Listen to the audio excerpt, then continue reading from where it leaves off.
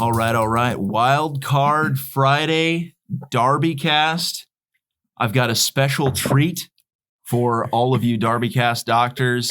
This is possibly going to be the greatest DarbyCast that has ever been and potentially ever will be. I am joined today by my close personal friend, Illuminati Mike.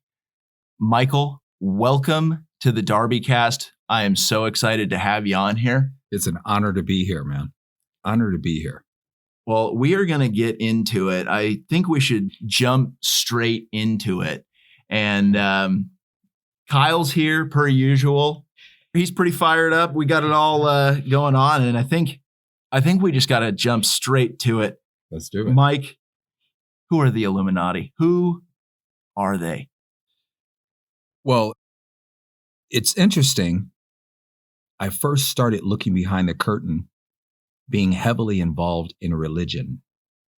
We actually were leaders in an international religious movement. Who's we? Myself and my wife. So we were Bible talk leaders in the Poway Unified School District. Okay. We had one of the largest Bible talk groups in Poway. And at the time, it was always about relationships, building relationships. Sure. And through those relationships, you would find certain things hidden, much like the hidden hand in Freemasonry.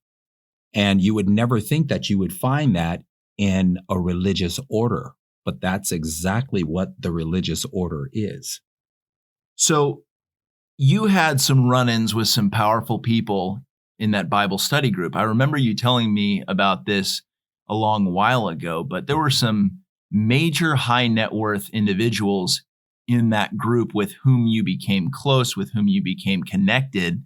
Yes. And you're essentially saying that was the proverbial tip of the iceberg for you. That was it. That was it. To actually find that there was a hierarchy in these organizations.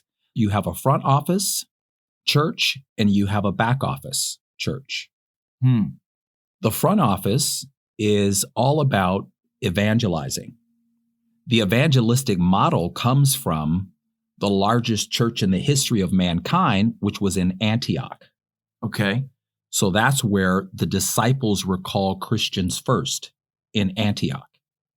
You are certainly a biblical scholar. You are leagues and leagues beyond me and beyond most people that I know.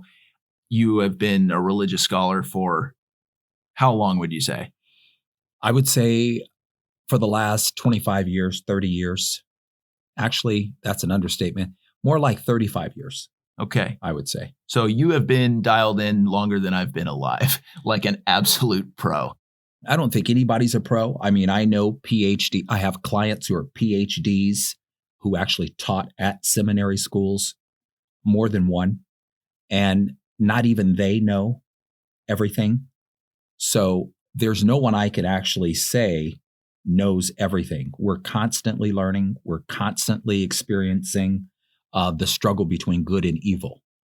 I agree with that. It's the more you know, the more you don't know. The wormhole grows ever deeper as you peer into it. Absolutely.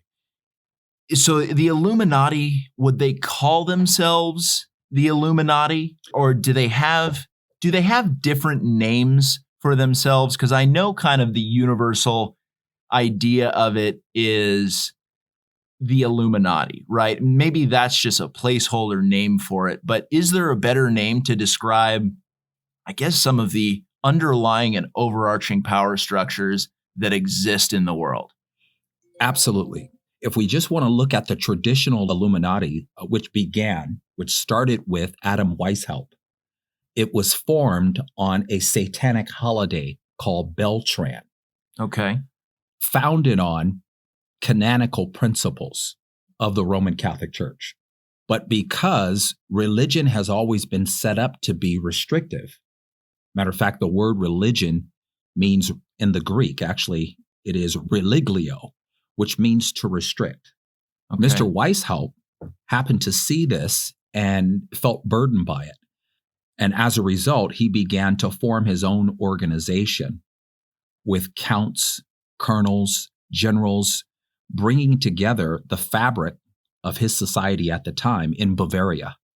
And in an effort, of course, to take control or infiltrate the religion of the Roman Catholic Church. So that was his desire from the very onset, was to have an organization that can no longer dictate, especially to him and those of great interest, based on religion, because I think religion had disappointed him. Sure. And with that disappointment came a desire to form another organization that can now control religion. Interesting. And so what time period was this in? This time period, roughly, we're talking prior to 1776. So the Illuminati was formed May 5th, 1776. So up into that time, and matter of fact, the book, A Fire in the Minds of Men, actually goes into some of the structure. Also, The Secret Destiny of America by Manly P. Hall goes into some aspects of this as well. Okay. But the main concern was they wanted to take control of all of Europe. Another great book also is Paul Robeson's book, Proof of a Conspiracy, which was written, I think, in about 1786 or so. Not to be too specific, but 1786. You're a pro, man. These men were struggling with the hypocrisy of religion. And in that struggle, they desired to control it. Who knows? I think it was trauma. They all had their own issues with psychological trauma, hypocrisy. It was a struggle to love their brother unless they can control religion. And I think that's part of where these ideas stem from, is in search of God. They failed to find him, so they created their own God outside of religion. Jeez, that's a tall order. What a soundbite. I mean, this is fascinating, right? And you are far better educated than anybody who I would consider. I think there's a misconception when you talk about the overall concept of conspiracy theories, right? Yes. It's definitely a demonizing term to discredit any kind of critical thought or dissent that goes with alternate explanations to the goings on of the world, right? Yes. And so there's definitely that. You take the word conspiracy theory and it's almost been married with the symbol of the tinfoil hat, right? That's But right. I think what's so fascinating is hearing you speak about things in such an intelligent way, talk about the historical roots of these underlying power structures where ultimately, I love that call out where it's coming from psychological trauma or psychological imbalance and then seeking to correct oneself through larger structures by imposing your will on larger groups of people. It's the ultimate projection, is it not? Exactly. That's exactly what it is. So in that process, the Illuminati has become very effective in infiltrating the Roman Catholic Church. And this is clearly defined in the Protocols of the Wise Men of Zion. And it's William Cooper's book, Behold a Pale Horse. He actually goes into every protocol of the Wise Men of Zion, written in the 16 to 1700s. Okay. No one seems to actually be able to narrow down exactly when it was written. But if we go through some 23 to 28 protocols, all of those protocols have been fulfilled. I'm not well versed in this. You know, I am always fascinated by our conversations, and I feel like I am just spellbound when you tell me all these fun things. But occasionally, more often than not, actually, I feel like somewhat of a shameful ignoramus when you're dropping these concepts. And I'm like, okay, where, what? So yeah, go into this. What are these principles? Go into it. So for somebody who's a DarbyCast doctor, a tremendous well-regulated, sexy person. What do they need to know about this? What would you like them to know? Every agenda, every protocol that was written is now here. In particular, to dumb us all down using a curriculum consisting of ignorance, separatism, creating a people who could not think for themselves. So take, for example, and I don't know the protocols by heart, but take, for example, that would be protocol number 1. Okay. Okay. Protocol number 2 is to take nutritional value out of the food, because they knew they would come into a time of the information age and they would no longer need the slaves. So if you don't need strong slaves anymore, you don't need nutrition in a system of those who can grow stronger, unify, and take down the small group, which is these men who came up with these protocols of the wise men of Zion. So how small is this group realistically? Because we've had conversations where we talk about hierarchies of separate, call them secret societies, but they have interconnected roots. And I'm a big fan of the Canadian social psychologist Jordan Peterson. Yes. One thing that he said that really blew my mind is that all hierarchies are self-organizing, and that any organization, there is a top echelon. So it sounds like what we're talking about is not necessarily the middle managers, if you will, but the C-level executives, right? So what does that look like?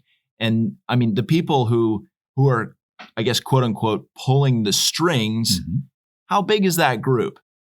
That group is, I like to refer to them as the 15% Rh negative bloodline.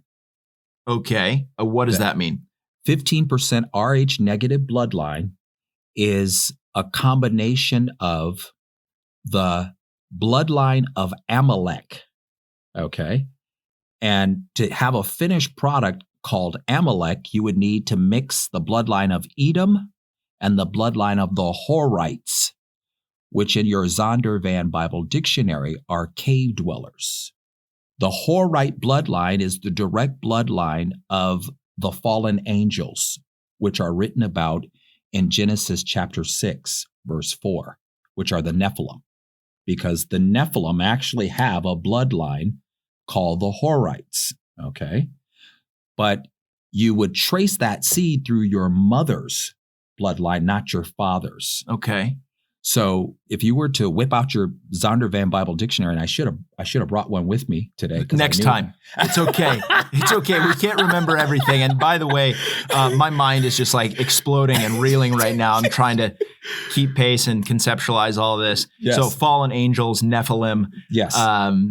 Amalek. Exactly. So Amalek, take for example, Amalek, you can verify this in Psalms chapter 83. You can actually see the bloodlines who are opposed to the woman's seed. So that opposition is the same opposition of those who battled against the archangel Michael in heaven, and then Satan himself was kicked out of heaven. So this is his offspring. This is his actual offspring, called the serpent seed here on earth, which is your 15% Rh negative bloodline. I have friends who are Rh negative. They say, Mike, you mean to tell me I'm the serpent seed? Well, everyone's not the serpent seed unless you have the Horite bloodline in your veins. Sure. But going back to that, how prevalent is that? Are we talking a couple hundred? Are we talking a couple thousand? We are talking probably a few thousand. It has just been determined that Mr. Bill Gates is from that bloodline. Good old Bill, that computer dweeb, huh? What a call. Yes, absolutely. Because it was no coincidence that his father was a eugenicist. And now what is he doing? What's his priority? Well, as soon as the COVID-19 thing kicked off, he resigned from Warren Buffett's board, as well as his own, to take on the full-time job of the vaccination program, where he's invested billions and billions of dollars. Well, we've got to go into that, right? Because Absolutely. that's just too juicy to ignore, Exactly. right? You can't tell me that Bill Gates is part of a serpent seed bloodline of a few thousand who has been moonlighting as a part-time eugenicist. That's right. Through a vaccine program. Absolutely. Just go into that. What's his end game? What are his goals? Why is he doing it? Global 2000 was actually introduced back in the days of Jimmy Carter, where the Club of Rome, which is a apparatus of the Committee of 300, elected to... Who's the Committee of 300? The Committee of 300 are the actual Babylonian bloodlines from the first greatest empire, which is the Golden Head of Babylon. It's biblically referred to as the Chaldeans. So They were the hierarchy in the Babylonian Empire, and they are the actual bloodlines that ruled the world. And they do this, of course, through their Committee of 300. Now, in intelligence agencies, our hierarchy of intelligence, they refer to them as the Committee of 300. And then Dr. Coleman came out with the book, wrote the book called the Committee of 300. The Committee of 300, along with the Tavistock Institute, they are the ones who construct psychological perspectives, and they feed them to the people to shape our understanding about reality. And they do that by presenting the Beatles to our society. They wanted to destabilize America early because they knew if we grew together and unified together and started calling on the one, we then could take down their small group. Interesting. So I'm trying to synthesize all of this because there's so much information all at once. Mm-hmm. So you essentially have this small group of people, and you said Tavistock. I'm not exactly sure what that is, but really you could, I guess, call them shapers of perception and reality. Absolutely. To obfuscate from the goings on of their nonsense. So this group of 300, I've heard Bilderberg. Is there any relation there? Because you hear about the council, the Bilderberg summit, and all these people, they get together. You hear about the Bohemian Grove, and I don't want to get too all over the place. I'm just trying to remember prior conversations that we've had where you've told me all of this information. And usually I leave and I'm kind of reeling a little bit where I'm like, wow, I just got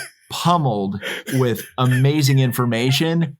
I need to take a nap, and hopefully my brain will just compile all this and make sense of it. Because you have such a, I want to say, well mapped out roadmap to all of this, and you can speak about it with such fluidity that I think even somebody as sharp as a DarbyCast doctor might hear it and be like, whoa, hey, why don't you slow down a tick? Because I know I do that. Absolutely. And granted, I'm kind of a big idiot from time to time, but so let's tie this back in to good old Billy Gates. So we got into the Council of 300. Yes.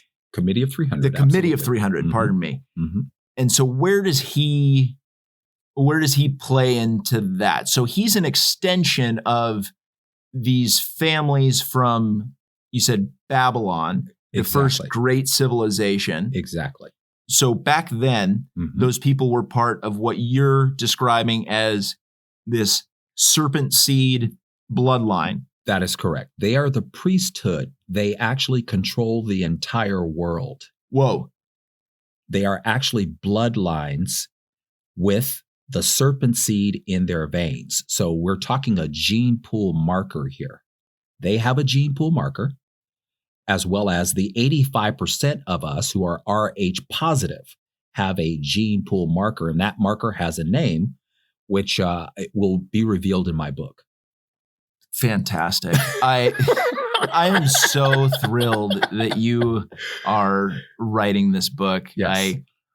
I'm excited to get you on this podcast because I enjoy our conversations so much. Absolutely. That I figured it would be an undeniable shame to not share some of our wild, wacky, and dare I say, illuminating conversations with some of these people of mine, the DarbyCast Doctors. Yes. I mean, this is, it's fantastic. So Billy Gates, he probably hates being called Billy. He can't stand being called Billy. So he's part of this club. And I almost want to ask and like backtrack a little bit. Serpent seed, is that just synonymous with being a part of that bloodline? Is there anything relative that goes back to Genesis talking about the serpent? Because in terms of the iconography of the snake, you have the snake as the deceiver, as danger, and of the tempter. That's correct. Certainly satanic in tempting those with all sorts of things. When Eve was in the garden and he was like, hey, babe, you want to taste this apple? It's not bad. And she was like, really? And he was like, no, seriously, you should try it. And then you have original sin and fall from grace.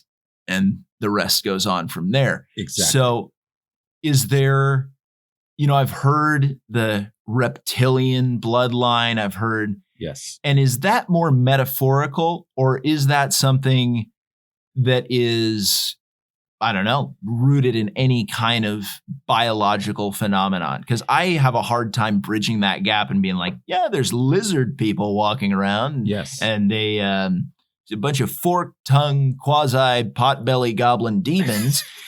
And, somebody hears that and they're like, whoa, all right, that's a mouthful. And I think that's, at that point, I think a lot of people will tune out and they'll be like, this is just like, that's bridging too far a gap. So is there a metaphor to it? Is there an actual physical element to it? I guess is my question. I know I've just kind of gone on a long-winded monologue here. No, I love it. Let's start with the Garden of Eden. Okay. Sure. The tree. Okay. The tree of knowledge of good and evil. All right. That tree was not placed there by the Most High. Satan put that tree there. Okay. Satan, Lucifer, interchangeable? That is correct. That is correct. Okay. Okay. Because he was Lucifer in heaven, the morning star. When he lost his place, he became Satan. He became the devil. Okay. So when he lost his place in Genesis chapter 12, okay, and one angel took him down, Michael the archangel, not an army of angels, okay, according to the scripture. So he lost his place. He's been running out of time since he's been here on earth. The Bible speaks of him like a roaring lion going back and forth in the earth, looking for someone's soul he could take. Okay. Knowing that we're created out of love, and what's created out of love cannot be destroyed. It lives forever. It's actual physical matter that lives forever. So in that tree, being planted there by him, which is the foundation of the Cabal. It's the foundation of what is known as the Kabbalah. Okay. The power of good and evil. Okay. So the tree being placed there, not by the Most High. And that's why he told us don't eat from that tree, because he did not place it there for us. When we did eat of the tree, then we began to physically die. We were made to live forever by the one. That's why when scientists tell me that the Most High doesn't exist, how can the only source of love that you know of not exist? He's justified by his love, not by religion. We have it confused. We look at religion and the hypocrisy of it, and we go, how can a God be like this? Sure. And that's how we grow confused. We receive that trauma that we spoke of earlier and starting our own committees and our own groups. That's how Adam Weishaupt got his start, because he was traumatized.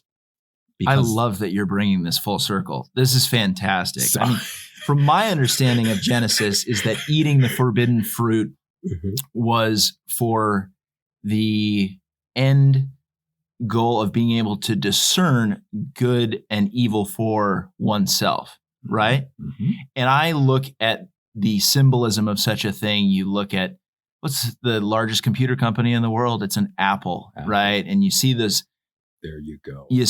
symbols that are littered everywhere, and you know that the symbols they have great deep esoteric meaning in some circles. Exactly. But they're kind of hidden in plain sight.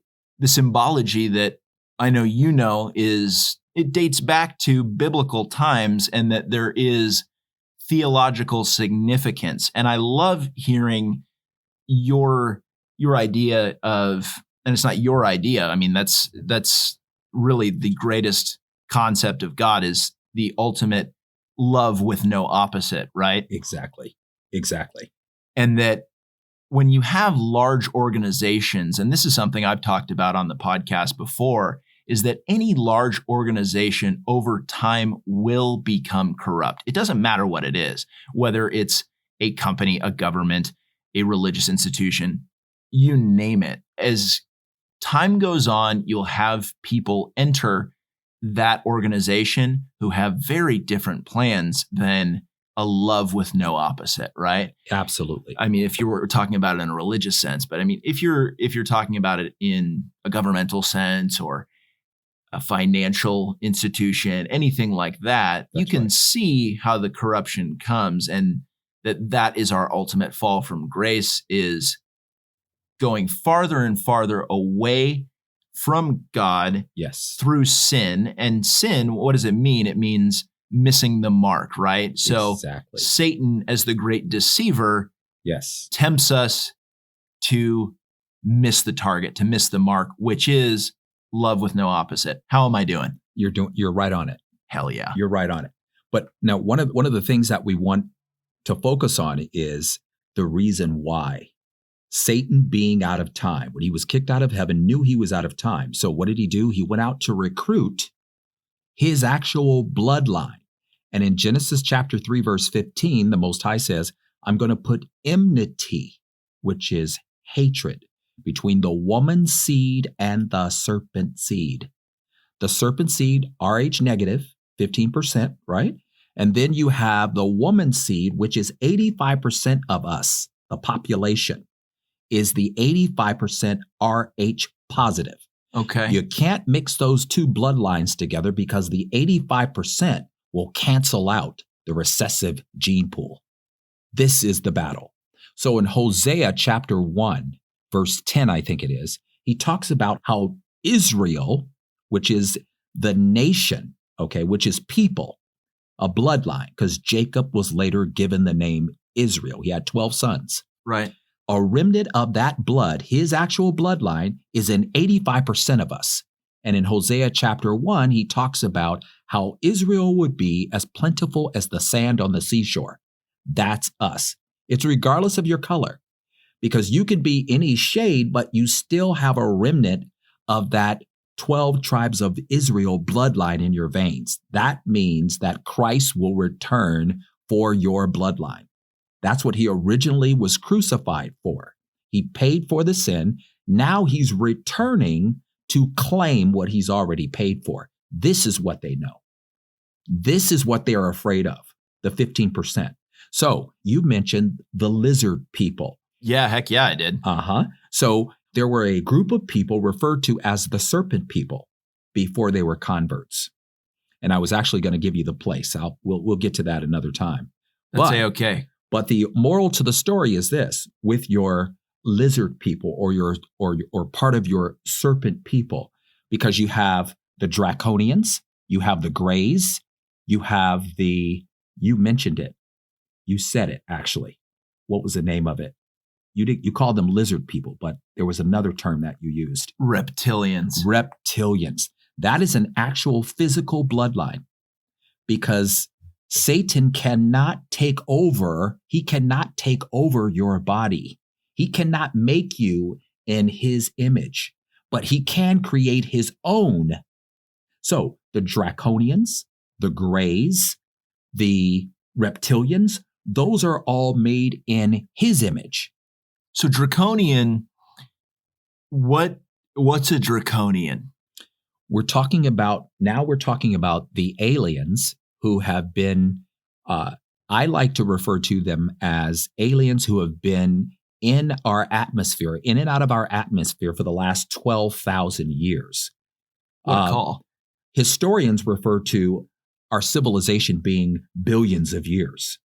Okay? Big whodunit right there. Exactly. But the book of Enoch narrows down that we've actually been here.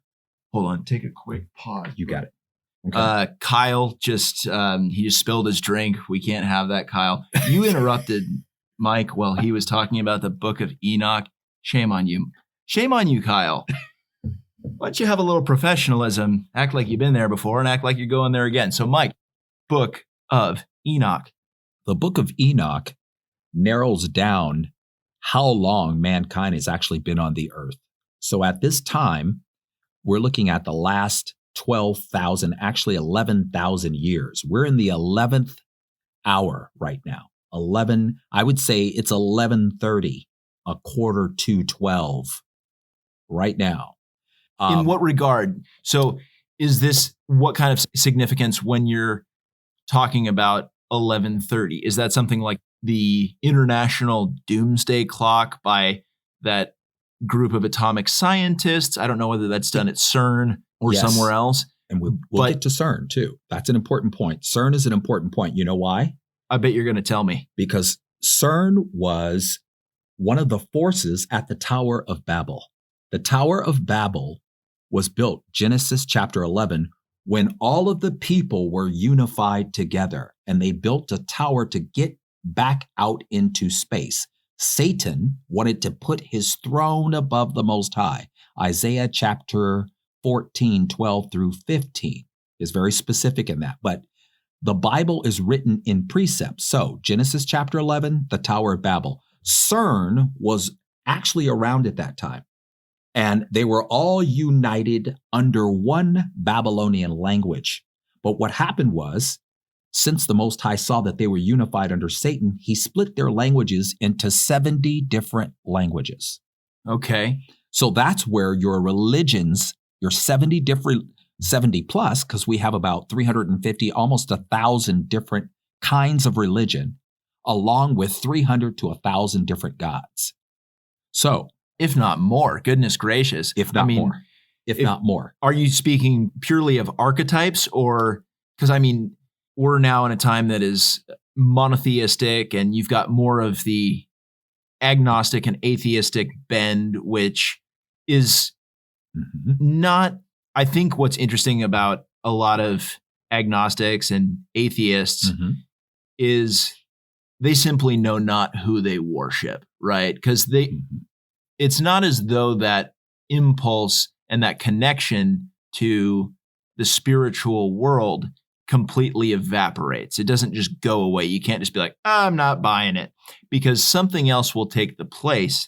If you know not who your God is, that's right. That's a bit of a that's right. Right? But back to your timeline issue. Here's what marks the timeline, the 12,000 year timeline. All of the empires that we've actually studied about in history, okay, at every level, starting with the golden head of Babylon, silver breastplate of Persia, upper brass thighs of Greece, iron legs of Rome, America being born out of the iron legs of Rome, which are France, Spain, and Great Britain. Then you've got the statue of course, in the book of Daniel, and this is my foundation for this statement. You have the toes of iron and clay that would never adhere. So they were all polytheistic empires, and all of those empires had to be fulfilled before the first monotheistic empire would come. And so far, that empire has not come yet. What's that going to look like? Is that comes after Revelation? Are we still able to tie this into theology, or are we getting into, I know it's all related, but are we just getting into more of a civilizational discussion? What needs to be fulfilled? What's going to happen thereafter? I'm trying to track with this. So the polytheistic empires must be fulfilled. What does that mean? The last polytheistic empire is here right now. It's the greatest of them all. How do we know this? Because America, which is the daughter, she is the virgin daughter of Babylon, meaning she's never been defeated in war. Old Babylon has been crushed. She is the virgin daughter. Now, once the virgin daughter, who is worse than Babylon, Sodom and Gomorrah, and Egypt combined, she's committed more sin, right? And you see that being fulfilled now. Well, who comes to bring the first monotheistic empire of our time? Christ in Revelations chapter 21. It's called the New Jerusalem. That would be the first monotheistic empire of all of the empires. Now, once the very end of the last polytheistic empire takes place, and we're living in that time right now. So you're saying that if the United States is a polytheistic society, so there's multiple gods and we're worshiping. Multiple. I mean, if you look at it, there's a lot of self-idolatry. Yes. Where you've got a lot of people trying to, I mean, talk about the Babylonian parallels and people trying to build themselves to sit above God, right? That's right. That's right. And you see this in so many major cities, I think, across the country. Yes. Is that you've got a series of, and all things considered, the population of a lot of these cities globally, but if we're going to talk about the United States, significantly larger than the biblical Babylon, right? Absolutely. Absolutely. So the marker, the time frame, that's how we're in the 11th hour, because we're in the last polytheistic empire of them all. I have the book. I should have brought the book. 300 different gods since Stonehenge have been worshipped. And they're the 300 war gods of Celtic mythology. And every last one of those war gods is worshipped today. Not the one. How do we identify the one? Exodus chapter 14, when Moses went to the mountain and he said, "Who should I say sent me, Lord?" And the Most High said to him, "Tell the people I am, that I am, has sent you unto them.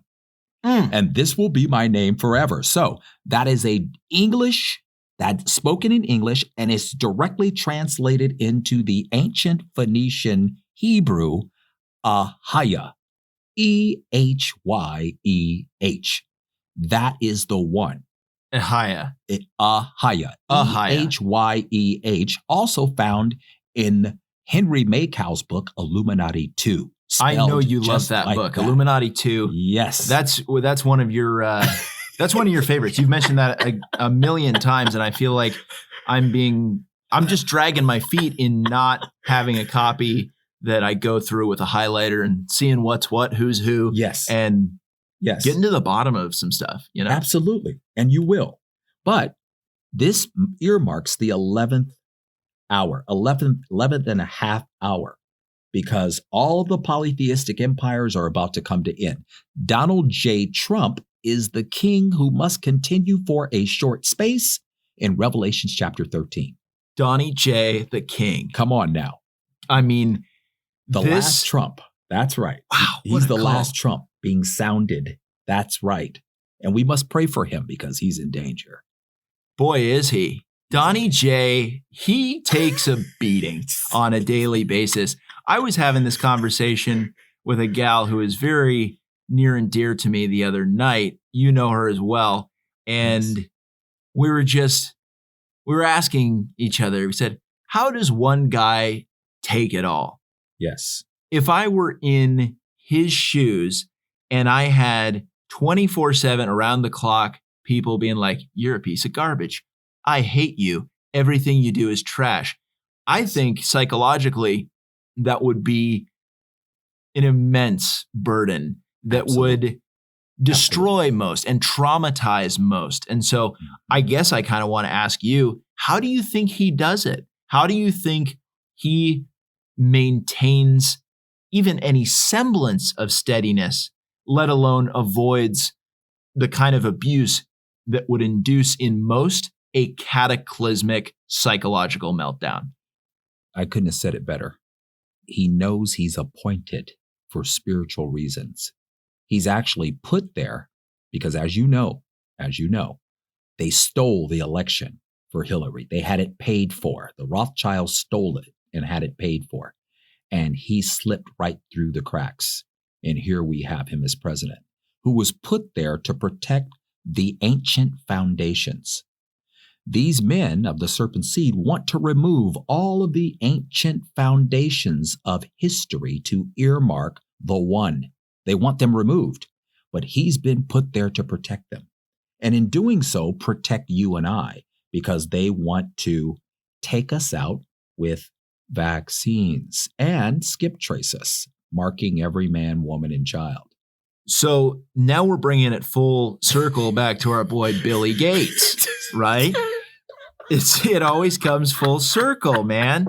And I think we could have an absolute jubilee. Yes. And that's another story altogether. Absolutely. If we want to talk about Jubilee. But I think you and I could have a heck of a time just riffing on Donnie J. That's right. But now that you take it back to the vaccine issue, yes, and we go back to Billy Gates, because that's something that is a hallmark of the DarbyCast, yes, is sometimes going down these side rabbit holes, periphery points, but ultimately bringing it back to the inception point and the central theme of the story. But you have such a magical way, I don't know how to describe it as anything, but of taking these concepts and then synthesizing them with biblical references and giving a robust and illustrious explanation for the goings-on of the modern world. It's entirely impressive.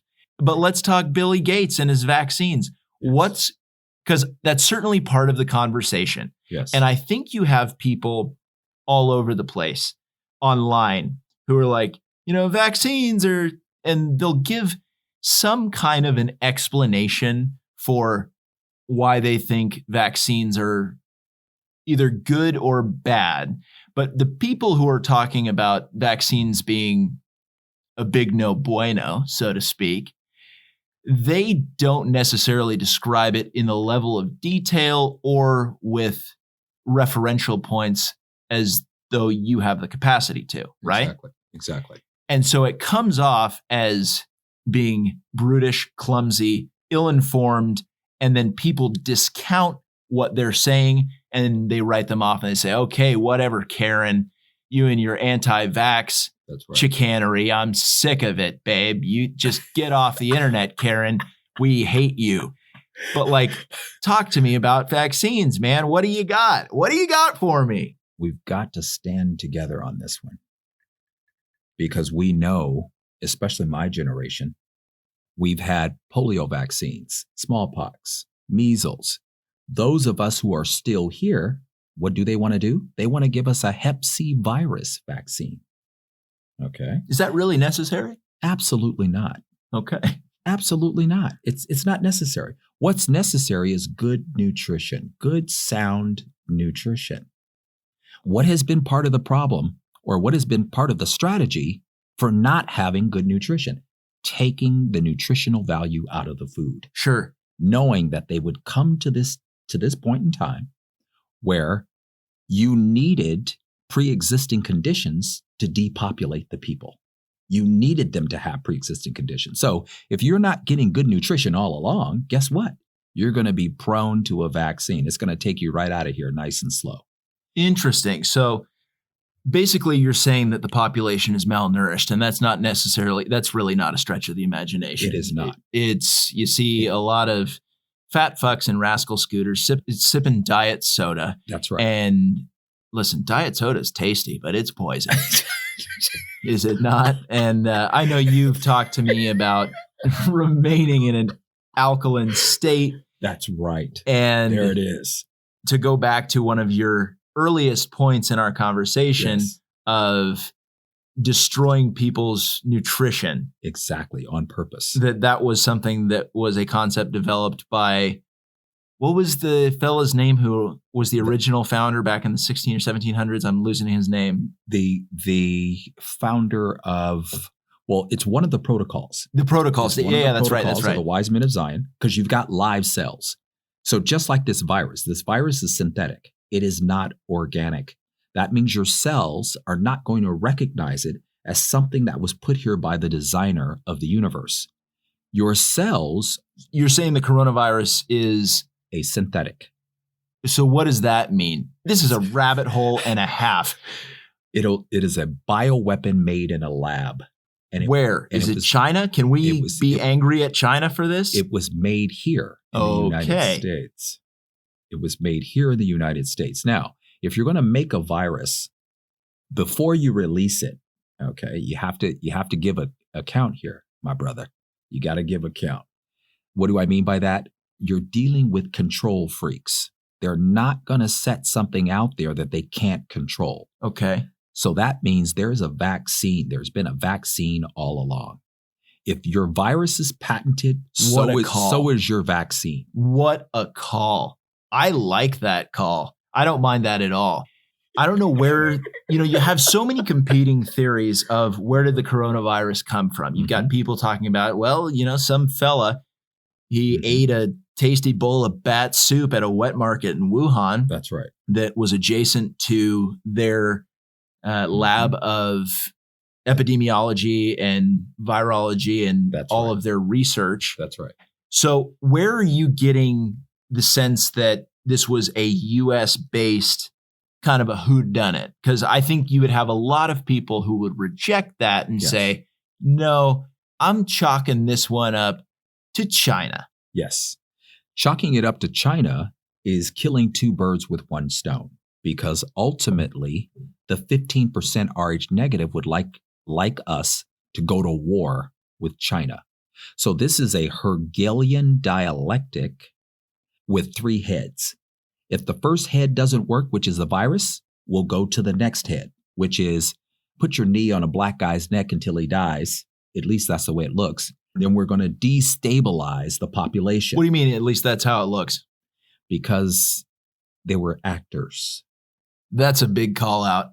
I think a lot of people, I think this is a big call out. And, we're doing audio and a lot of people might not even realize, yes, Mike, you are of a tanner complexion. Yes. And I think that would upset the Black community. It would be a serious affront and a slap in the face to so many people. And they would say, you as a Black man, how could you say such a thing?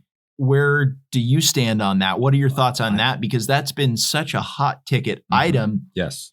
That, just go into it. Because I feel like I've tried to talk about it, but as a brother with a bit of fairer of a complexion, I'm like, oh boy, this is like, this is a tense time. A brother with no melanin. Wow, what a call. I have seen footage. I have cross-examined. I have compared notes. What looks like it was staged by actors and financed by George Soros, much like Black Lives Matter, much like NAACP, much like Black Panthers, all funded by Zionists in an effort to destabilize our society, that we would fight against each other. They're professional separatists. Professional separatists. So exactly. I think that is such a confusing point. And I've touched on this. I'm not on kind of these deeper cuts that you're on. This is basically most of what you said today is just a big old newsflash to me, which I appreciate. I always do.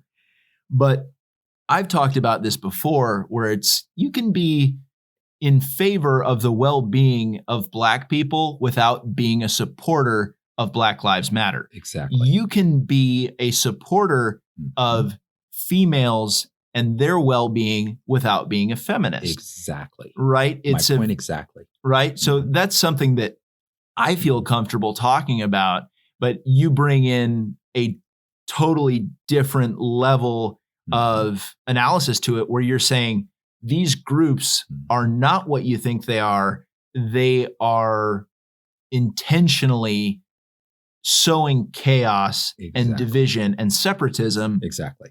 And they're financed. And they're well financed. So where are they getting that money?